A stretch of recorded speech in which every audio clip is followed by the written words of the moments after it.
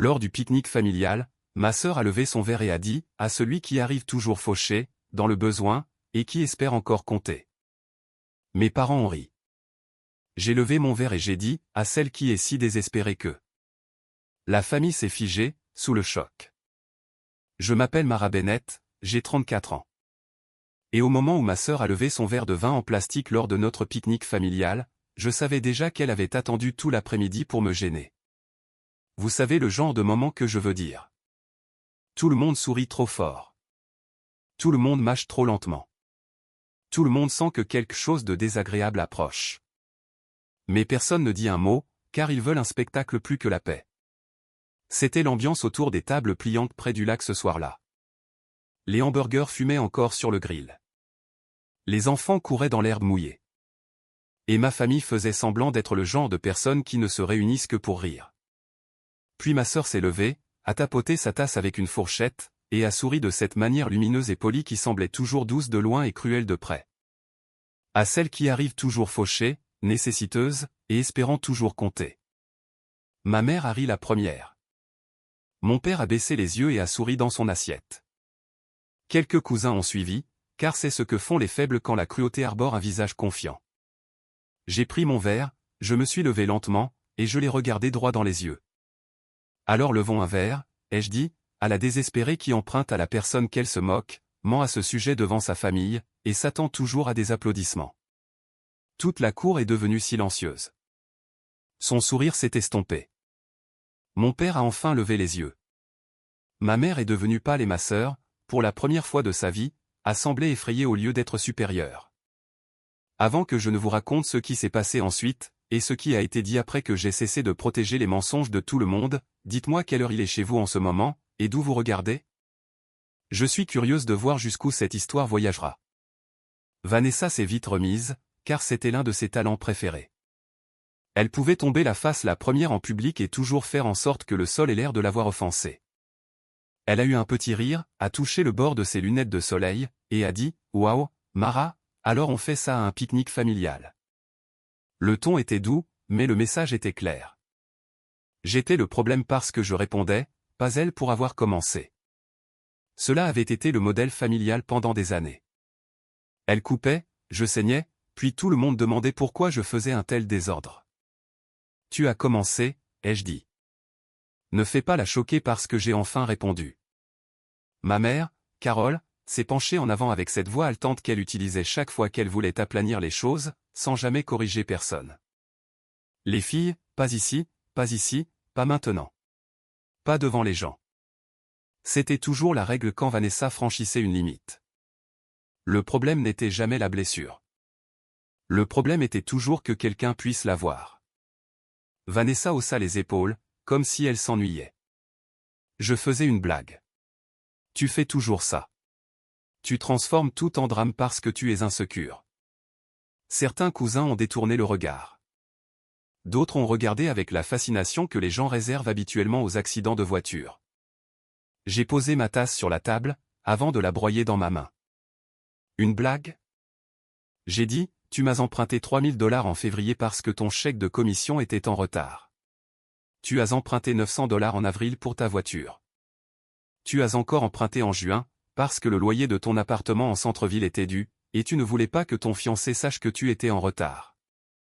Quelle partie était la blague? Son visage a changé par les bords en premier. C'était ça, Vanessa. Elle avait mieux entraîné sa bouche que ses yeux. Son sourire est resté une seconde de plus, mais la panique avait déjà fait surface. Tu n'avais pas besoin de donner des chiffres, a-t-elle claqué. Exactement, ai-je dit.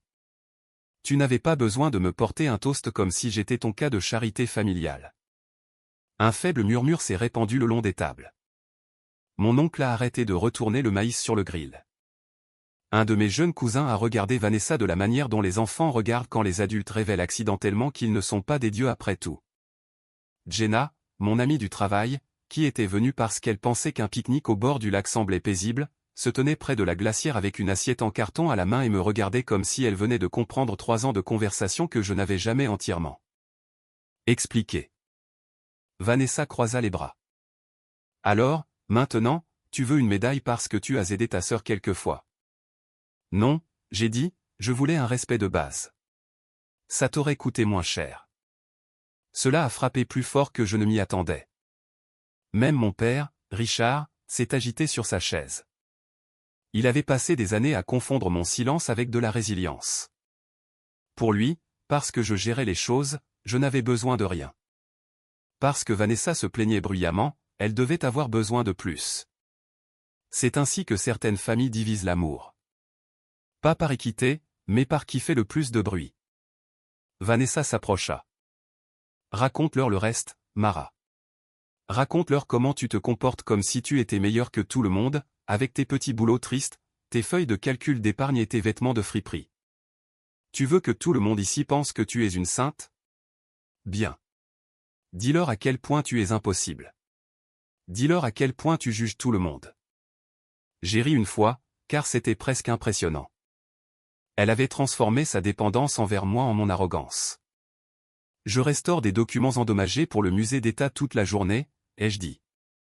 Puis je passe les nuits dans un atelier d'encadrement, afin de maintenir ma propre vie stable. Je ne bois pas mon salaire. Je ne loue pas un luxe que je ne peux pas me permettre. Je n'insulte pas les gens qui me couvrent. Un silence de mort s'abattit à nouveau sur la cour, mais celui-ci était différent. Non pas vide, mais lourd. Le genre qui arrive quand la pièce réalise qu'elle a écouté la mauvaise personne pendant des années. Vanessa regarda vers nos parents, attendant un sauvetage. C'est là que j'ai su qu'elle avait plus peur que de colère. Les gens qui se sentent puissants attaquent. Les gens qui se sentent exposés cherchent du soutien. Ma mère a essayé la première. Mara, ma chérie, ça suffit, a-t-elle dit. Mais sa voix avait perdu toute autorité. Elle ressemblait moins à une mère et plus à quelqu'un qui prie pour qu'un incendie s'éteigne de lui-même. Mon père s'éclaircit la gorge. Cela n'a pas besoin de devenir un spectacle. Je me suis tourné vers lui. Alors pourquoi tout le monde était-il à l'aise quand j'étais le spectacle il y a 5 minutes? Il n'avait pas de réponse à cela. Il a juste regardé vers le lac, comme si la lumière du soleil sur l'eau pouvait offrir une issue de secours. Vanessa a vu l'hésitation et est devenue imprudente. Tu es incroyable, dit-elle. Après tout ce que cette famille a fait pour toi, tu te tiens là à jouer les victimes. Ça m'a presque fait rire à nouveau. Non pas parce que c'était drôle, mais parce que c'était si éhonté. Qu'est-ce que cette famille a fait exactement pour moi, Vanessa? J'ai demandé. Dis-le clairement. Elle ouvrit la bouche, puis la referma. Elle était douée pour le ton, l'implication, l'insulte, la performance. Elle était beaucoup plus faible avec les faits. Ma tante Diane, qui avait toujours adoré la vie soignée et les cheveux coûteux de Vanessa, intervint du fond de la table. Tes parents t'ont toujours incluse, Mara. Ils vous ont toujours soutenu, vous les filles, également. Également, ai-je dit. C'est intéressant. J'ai fouillé dans mon sac fourre-tout et j'ai sorti le petit dossier accordéon que je portais, car j'avais cessé de faire confiance à la version de l'histoire de ma propre famille. Certaines personnes tiennent un journal pour guérir. Moi, je garde des archives. Mon travail au musée m'a appris cela. Lorsque vous passez vos journées à préserver des preuves, vous cessez de traiter la mémoire comme une vérité, simplement parce qu'elle semble émouvante. Mara, dit ma mère sèchement en voyant le dossier. Non. Non, j'ai dit, aujourd'hui, nous allons faire les choses correctement. J'ai ouvert le dossier et j'ai sorti plusieurs copies de virements bancaires, des textes imprimés, et une note manuscrite que Vanessa avait une fois laissée dans ma boîte aux lettres, me demandant de ne dire à personne qu'elle était à nouveau à court de loyer. Je ne les ai pas brandis de manière dramatique. Je n'ai pas crié. Cela aurait permis à tout le monde de me renvoyer comme étant émotionnel. J'ai simplement posé les papiers sur la table à côté de la salade de pommes de terre, comme des reçus arrivant pour un repas que personne ne voulait payer. 12 février, ai-je dit, $3000 en notes temporaires. Ne dis rien à maman et papa. 4 avril, $920 pour la réparation de ta voiture. 21 juin, $1500 parce que Liam pensait que tu avais déjà couvert ta moitié du loyer. 2 août, $800 pour le voyage de célibataire à destination dont tu as juré que tu ne pouvais pas te désister parce que les apparences comptaient. Vanessa est devenue blanche, pas gênée. Blanche. Un de mes cousins a chuchoté, oh mon Dieu, assez fort pour que la moitié de la table l'entende. Tante Diane a cessé de parler. Mon père a fixé les papiers comme s'ils étaient écrits dans une langue qu'il avait espéré ne jamais apprendre. Tu as gardé des reçus, demanda Vanessa. Bien sûr que oui, ai-je dit. C'est toi qui m'as appris. C'était la première phrase vraiment honnête de la soirée. Je n'avais pas commencé ma vingtaine en étant méfiante. Je suis devenue méfiante après trop d'histoires qui ont changé lorsqu'elle les a racontées à d'autres personnes. Après Snorf, trop de faveurs devenues la preuve qu'elle était généreuse parce qu'elle me permettait d'aider. Après trop d'humiliations déguisées en blagues. Jenna s'est calmement déplacée de la glacière pour se tenir près de moi. Elle ne m'a pas touché ni interrompu. Elle s'est juste tenue là, ce qui était d'une certaine manière plus puissant que tous les discours que les gens auraient pu faire. Vanessa regarda à nouveau nos parents. Allez-vous vraiment la laisser faire ça, demanda-t-elle. Mon père se frotta la mâchoire. As-tu emprunté cet argent? Elle hésita. C'était toute la réponse dont quiconque avait besoin. C'est privé, dit-elle finalement. Non, j'ai dit, c'était privé quand je te protégeais. Tu l'as rendu public quand tu m'as utilisé comme une blague. Elle fit un pas vers les papiers et je posai ma main dessus. Non, dis-je doucement. Tu me réécris depuis des années. Tu ne vas pas aussi réécrire les documents. Quelques parents baissèrent alors les yeux, honteux. Pas tous. Certaines personnes regarderont l'injustice pendant une décennie et penseront toujours que la véritable offense est lorsque la victime devient éloquente. Snorf, mais assez d'entre eux ont bougé pour que je sente l'équilibre changer. Vanessa l'a senti aussi. C'est pourquoi son coup suivant a été si laid. Elle m'a regardé et m'a dit, peut-être que si tu n'étais pas amère de te retrouver seule, tu ne serais pas aussi obsédée par l'argent. La cruauté de cette phrase était délibérée. Elle savait exactement où viser. J'avais mis fin à des fiançailles 2 ans plus tôt, après avoir découvert que mon fiancé avait discrètement ouvert une carte de crédit à nos 2 noms, et s'attendait à ce que j'absorbe la dette parce que j'étais meilleur avec la responsabilité. Ma sœur savait à quel point cette période avait été douloureuse. Elle savait que j'avais passé des mois à reconstruire mes finances et ma confiance, et elle l'a quand même utilisée, là, entre les assiettes en carton et la limonade. Je la regardai un long moment. C'est bon, dis-je. Continue de parler. Son menton se souleva, confondant le calme avec la faiblesse. Non, vraiment. Dis-leur en plus. Dis-leur à quel point tu es malheureuse. Dis-leur pourquoi tu ne supportes pas de voir les autres heureux. Heureuse, ai-je répété. Vanessa, tu n'es pas heureuse. Tu es coûteuse. Ça a de nouveau gelé la pièce. Mon oncle toussa dans son poing pour cacher un rire. Un cousin ne réussit pas du tout à le cacher. Vanessa entendit cela, et l'humiliation finit par percer son vernis. Espèce de petite jalouse, amère. Finis cette phrase, dis-je, et je lirai le SMS où tu m'as appelé en pleurant depuis l'épicerie parce que ta carte était refusée et tu as dit, s'il te plaît, réponds. Tu es la seule à toujours réparer ce racle la gorge ça. Cela a suffi. Elle a arrêté. Pour la première fois de ma vie d'adulte, ma sœur avait atteint les limites de ce que la performance pouvait sauver. Je dois vous dire quelque chose sur l'humiliation dans les familles. Elle n'arrive que rarement comme un grand événement. Ce sont généralement des années de petites permissions. Une blague méchante que personne ne corrige. Une faveur jamais remboursée. Une fille louée pour son éclat, tandis que l'autre est louée pour son endurance. Comme si l'endurance n'était pas simplement un amour négligé, portant des chaussures robustes. Debout à ce pique-nique, avec des reçus sur une table pliante, et ma sœur tremblant de colère, j'ai compris que je ne mettais pas fin à une seule dispute. Je mettais fin à un rôle. Voici ce qui se passe maintenant, dis-je. Puisque nous aimons tous tant les déclarations publiques, faisons en une. À partir d'aujourd'hui, j'en ai fini de couvrir ton loyer, tes factures, tes urgences, ton image et tes mensonges. Vanessa eut un petit rire incrédule. Tu es dramatique. Non, je suis exact. J'ai pris une feuille de la pile et je l'ai levée. Montant total impayé, y compris l'argent que tu as promis de rendre l'été dernier, 7 280 $. Ma mère laissa échapper un léger son sous son souffle. Mon père regarda Vanessa avec une sorte de déception sidérée, que je n'avais jamais vu diriger vers elle auparavant. Elle le vit aussi, et cela la secoua plus que tout ce que j'avais dit. J'allais le rembourser, dit-elle. Quand, ai-je demandé. Après le prochain brunch, après le prochain bronzage par pulvérisation, après le prochain renouvellement de bail d'un appartement que tu ne peux pas te permettre. Mara, dit ma mère, mais il n'y avait aucune conviction dans sa voix, seulement de la peur. Le fiancé de Vanessa, Liam, qui avait aidé avec le grill et évité le centre du drame comme un homme essayant de ne pas marcher sur une mine terrestre, s'approcha enfin. Attends, dit-il lentement. Tu m'as dit que ta prime couvrait le loyer en retard. Vanessa se tourna vers lui si vite que j'ai cru qu'elle allait craquer. Ce n'est pas le moment. En fait, dit-il, il me semble que c'est exactement le moment. Cela a tout changé. Jusqu'alors, Vanessa se battait encore avec moi depuis une position dominante, mais maintenant quelqu'un de sa propre vie soigneusement gérée avait découvert qu'il se tenait sur un décor en carton. « Tu m'as menti » demanda-t-il. « Ne fais pas ça ici » siffla-t-elle. J'ai presque eu pitié d'elle alors, presque. Mais la pitié est dangereuse quand on a passé des années à la confondre avec l'obligation.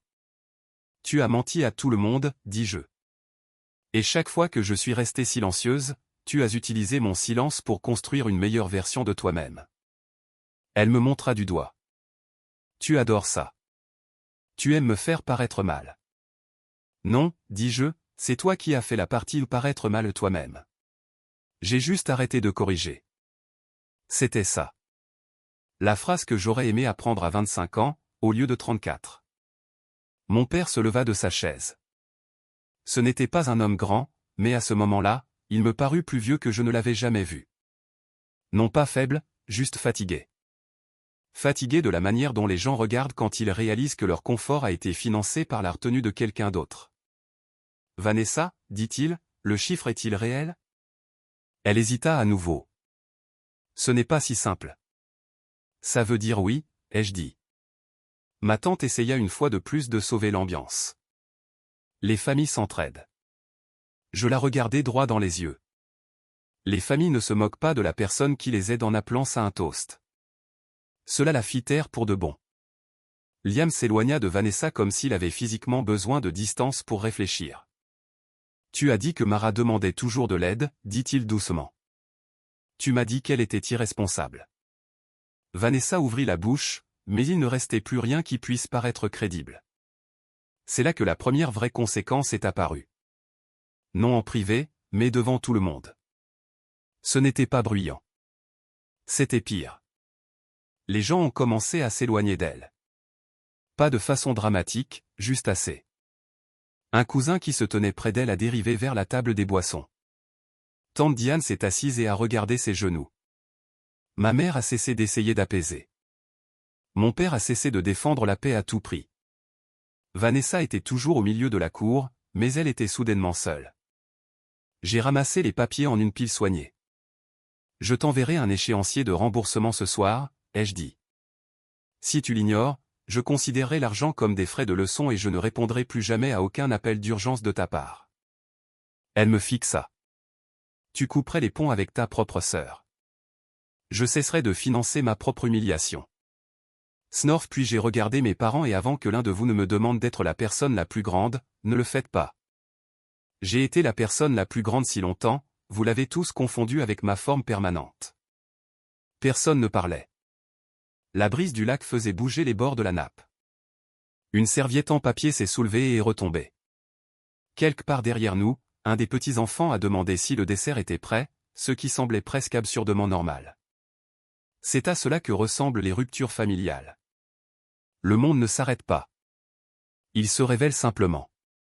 Les gens ont commencé à partir tôt après cela, ce qui aurait offensé ma mère n'importe quelle autre fête.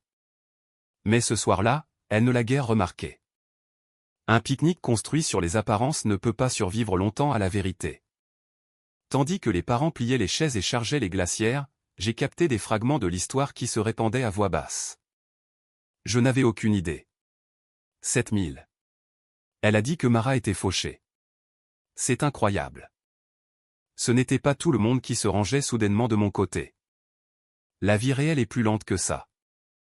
Certains pensaient toujours que j'étais allé trop loin.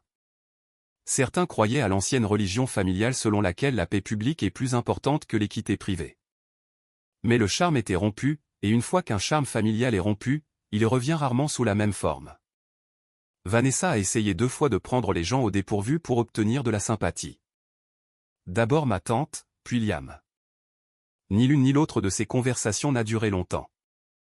Tante Diane, qui avait passé des années à louer le goût et le charme de Vanessa, a finalement dit la seule chose utile que je lui ai jamais entendu dire. Je ne peux pas te défendre ce soir. Liam n'a pas crié. Il avait l'air pire que les hommes en colère. Il avait l'air embarrassé d'avoir été transformé en spectateur de sa propre relation. Il a tendu les pinces de barbecue à mon père, a dit qu'il allait faire une promenade, et n'est pas revenu pendant près de 40 minutes. Je me suis tenu près du quai pendant que le ciel s'assombrissait, prenant ce bleu crépusculaire qui rend tout le monde plus doux qu'il ne l'est. Jenna s'est approchée de moi et m'a offert une bouteille d'eau. Avant, je pensais que tu exagérais, a-t-elle dit. Non pas à son sujet exactement, mais à quel point tu te sentais seul dans ta propre famille. J'ai pris la bouteille et j'ai hoché la tête. La plupart des gens ne comprennent pas les boucs émissaires familiaux, à moins d'en avoir été un. Tu n'as jamais été fauché, a-t-elle dit. Tu portais les gens. J'ai ri doucement. Ça devrait être sur une carte de vœux. Mais la vérité de cela s'est installée en moi plus durement que je ne m'y attendais. Car c'était l'insulte au centre de tout, n'est-ce pas? Fauchés, pas financièrement, bien qu'ils aient aimé faire semblant. Dans leur esprit, j'étais fauché parce que je vivais prudemment. Parce que je conduisais une voiture de 12 ans. Parce que je portais mes cheveux simplement et mes vêtements pratiques, et que je ne faisais pas étalage de richesse devant des étrangers. Parce que j'avais choisi la sécurité plutôt que le spectacle, après avoir failli laisser le mauvais homme ruiner mon avenir. Pour Vanessa, la retenue ressemblait à un échec, car elle n'avait jamais appris la dignité de « ça suffit ». Je me suis souvenu d'une nuit, 16 mois plus tôt, où elle m'avait appelé en pleurant depuis un hôtel-boutique du centre-ville. Elle avait été enfermée dehors après un dîner d'anniversaire, trop gênée pour demander de l'argent à Liam, trop fière pour admettre qu'elle avait dépensé son loyer. J'ai conduit 40 minutes, lui ai apporté de l'argent, suis resté dans la voiture pendant qu'elle refaisait son rouge à lèvres dans le rétroviseur, et l'ai écouté me promettre que c'était la dernière fois. 2 jours plus tard, elle a publié des photos de ce même dîner avec la légende, bénie au-delà de toute mesure. Ce souvenir était resté avec moi, car il capturait toute l'architecture de notre relation. Je m'occupais des poutres invisibles. Elle accueillait les gens dans la pièce finie. Au moment où les derniers cousins sont partis, la cour avait l'air fatiguée, des gobelets écrasés dans l'herbe, une moitié de pastèque sur la table. Un plateau de petits pains devenus raides dans l'air du soir. Mes parents se tenaient près du patio, m'attendant, et je savais, à la forme de leur silence, que la deuxième partie de la nuit était arrivée. Pas celle du public, l'honnête. Vanessa était assise sur une chaise sous les guirlandes lumineuses, les bras croisés autour d'elle. Elle n'avait plus l'air glamour. Elle avait l'air acculée. Bien, pensais-je, puis je détestais cette pensée pendant une demi-seconde avant de l'accepter. Les conséquences semblent toujours cruelles aux personnes qui ne s'attendaient jamais à en avoir. Mara, dit mon père, viens t'asseoir. Je ne voulais pas. S'asseoir suggère le confort, et je n'étais plus là pour réconforter qui que ce soit. Pourtant, j'ai sorti une chaise et je leur ai fait face. Jenna m'a serré l'épaule une fois avant de se diriger vers sa voiture, me faisant le genre de départ que les gens font quand ils savent que la prochaine conversation appartient au sang, à l'histoire et aux dégâts. Ma mère plia et déplia une serviette en papier sur ses genoux. « Tu nous as pris par surprise, dit-elle. » C'était une phrase si maternelle. Pas « nous t'avons fait défaut ». Pas « nous aurions dû voir ça ». Pris par surprise, comme si la véritable blessure avait été notre arrivée tardive à la vérité. Non, dis-je. J'ai signalé depuis des années. Vous n'avez simplement pas voulu le lire. Mon père regarda Vanessa. Va à l'intérieur. Elle le fixa. Pourquoi suis-je la seule à être traitée comme si j'avais fait quelque chose de mal? Il n'éleva pas la voix. Parce que ce soir, tu l'as fait. C'était petit. C'était attendu. C'était aussi la première fois que je l'entendais lui dire quelque chose comme ça sans l'adoucir avec 12 couches d'explications. Vanessa se leva si brusquement que sa chaise racla le patio. Elle regarda ma mère pour être secourue, n'en trouva aucune, et entra, claquant la porte moustiquaire assez fort pour faire trembler le cadre. Le son resta suspendu dans l'air. Ma mère tressaillit. Pas moi. Quand le jardin se calma à nouveau, Mon père se pencha en avant, les avant-bras sur les genoux. Depuis combien de temps cela dure-t-il, demanda-t-il. Ça dépend de ce que tu veux dire, dis-je. L'emprunt, environ 4 ans. Les insultes, plus longtemps. L'attente que j'absorbe tout ce qu'elle crée. La majeure partie de ma vie d'adulte. Les yeux de ma mère se remplirent. Pourquoi ne nous l'as-tu pas dit? Je l'ai fait, dis-je, juste pas de la manière que vous respectiez. J'ai dit que j'étais fatigué. J'ai dit que je ne pouvais plus continuer. J'ai dit que ses commentaires étaient cruels. Chaque fois, on me disait qu'elle était stressée, ou sensible, ou qu'elle ne le pensait pas, ou que j'étais plus forte, et que je devais laisser couler. Vous deux, vous ne m'avez pas entendu, parce que le rôle que vous m'avez donné était utile. Cela a frappé là où il fallait. Mes parents m'avaient aimé pendant des années. Je le crois. Mais ils m'avaient aimé paresseusement. Ils aimaient la version de moi qui résolvait, absorbait, pardonnait, se souvenait des anniversaires, apportait des plats d'accompagnement, répondait aux appels tardifs, et n'exigeait jamais que l'économie émotionnelle de la famille soit auditée. Une fois que j'ai cessé d'être cette version, ils ont été forcés de rencontrer la fille réelle devant eux, et elle était fatiguée. Ma mère parla la première, doucement. Nous pensions que Vanessa avait besoin de plus de soutien. Elle a toujours été plus difficile. Ce n'est pas le compliment que tu crois, dis-je. Tout ce que ça signifie, c'est que vous lui avez appris que la difficulté est récompensée. Mon père ferma les yeux un instant. Ta mère n'a pas tort, elle a toujours eu besoin de plus de gestion, et j'étais plus facile, dis-je. Alors vous m'avez géré en me donnant moins. Aucun d'eux ne le nia. Ce fut le premier cadeau honnête de la nuit. Il y a des moments dans les disputes familiales où les gens peuvent encore s'échapper dans le déni. Ce n'était plus le cas. Ma mère me regarda avec cette expression crue et sans défense que les parents ont parfois, quand ils réalisent que leurs enfants ont vu plus qu'ils ne le voulaient. Nous étions fiers de toi, dit-elle. Tu étais stable, capable. Tu n'as jamais semblé avoir besoin d'être secouru. Je n'avais pas besoin d'être secouru, dis-je, j'avais besoin de justice. J'avais besoin que quelqu'un remarque qu'être fiable n'est pas la même chose qu'être insensible. Mon père expira lentement. Vanessa a-t-elle déjà remboursé quelque chose? Quelques paiements partiels, dis-je. Assez pour que l'histoire continue, jamais assez pour la changer. Puis je leur ai dit plus que ce que j'avais prévu. À propos de l'appel de l'épicerie, du loyer caché, du moment où Vanessa m'a demandé de réserver une chambre d'hôtel à mon nom parce que sa carte était plafonnée et qu'elle ne voulait pas que Liam pose de questions.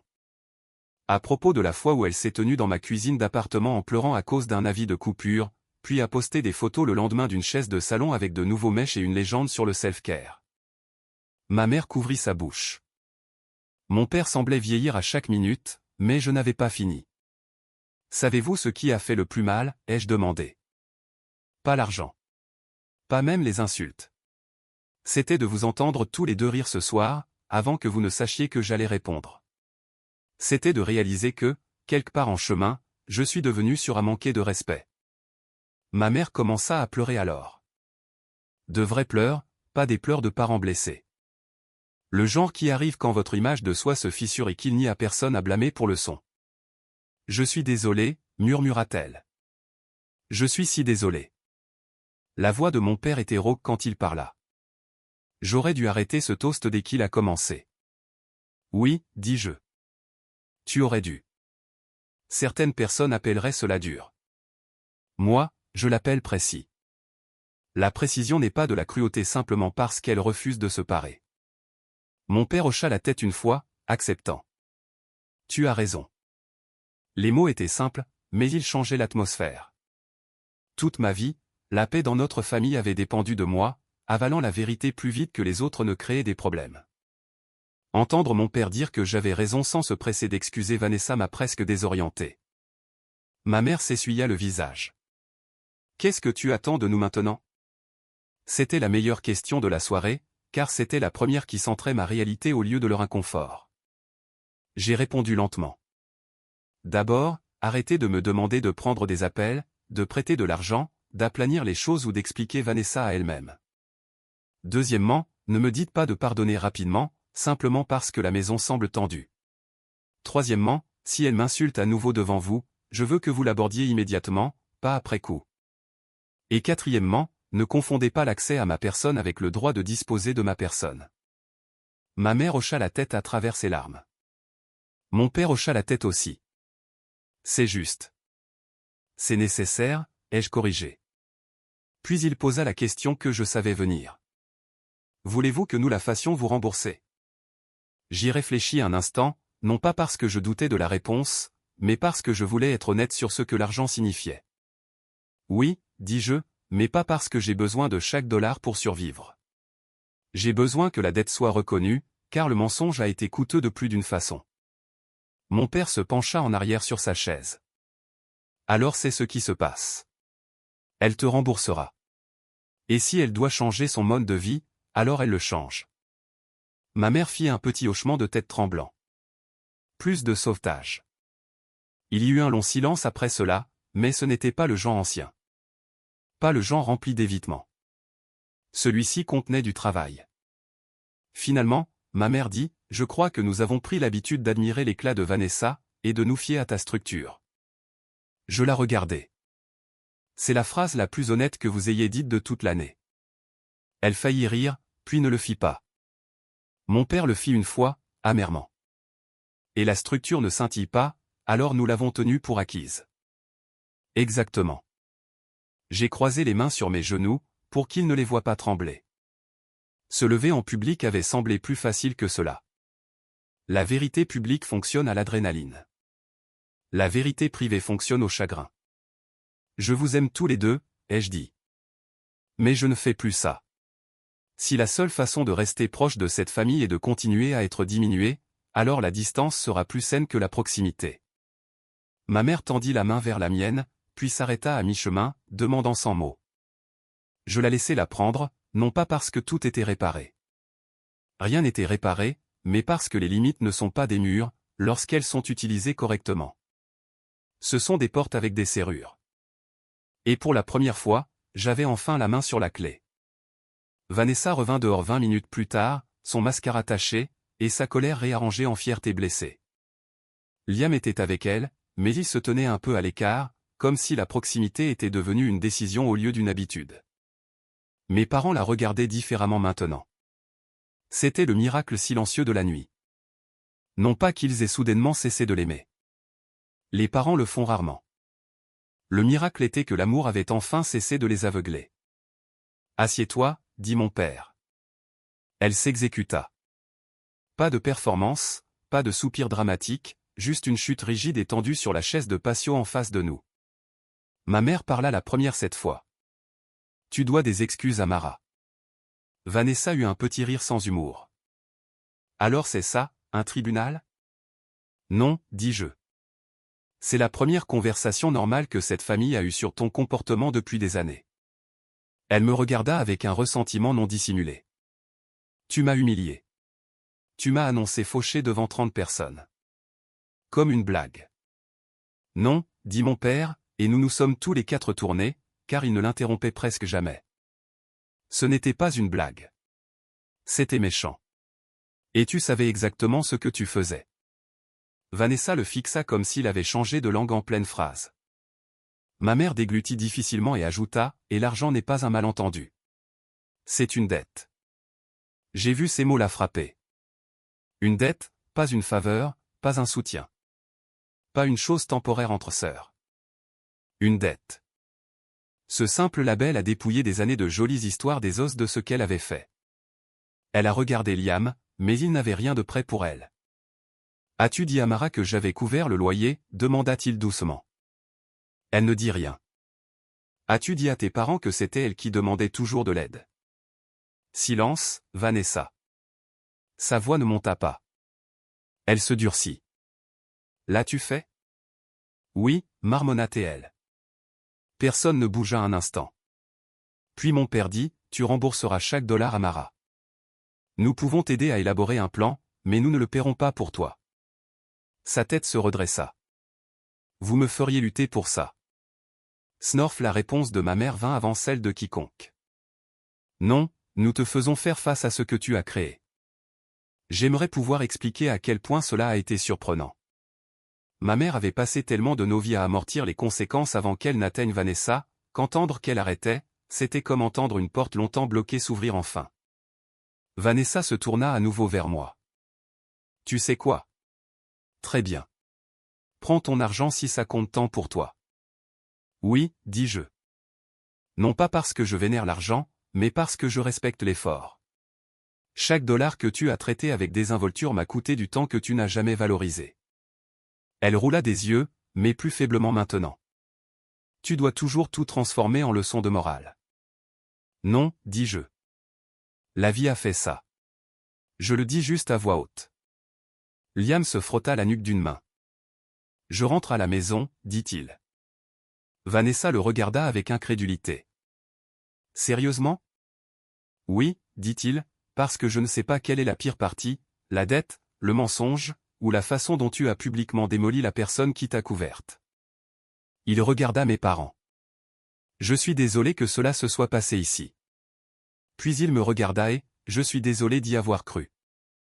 Il partit sans claquer quoi que ce soit, ce qui rendit en quelque sorte la chose plus finale. Vanessa le regarda partir, stupéfaite d'immobilité. Ce fut la deuxième véritable conséquence de la nuit. La première fut l'exposition. La seconde était la perte. Elle se leva pour le suivre, puis s'arrêta, car il n'y avait plus de sortie dramatique à faire. Snorf, mon père fit un geste vers la chaise à nouveau. Assieds-toi, elle s'assit. Je ne l'avais jamais vue paraître petite auparavant, non pas parce qu'elle était devenue innocente, mais parce que l'arrogance avait enfin été séparée de la protection. Tu vas t'excuser correctement, dit ma mère. Vanessa me regarda avec des yeux humides, pleins de colère, de honte, et de l'entêtement de quelqu'un contraint de se confronter à elle-même sans lumière. Je suis désolé, dit-elle platement. Mon père secoua la tête. Essaie encore. Elle ferma les yeux. Quand elle les ouvrit, sa voix était différente, plus basse, moins polie. Je suis désolé de t'avoir utilisé. Dit-elle, je suis désolé d'avoir continué à prendre ton aide, et d'avoir ensuite agi comme si tu étais inférieur à moi. Je suis désolé d'avoir menti à Liam. Et je suis désolé de t'avoir fait passer pour là.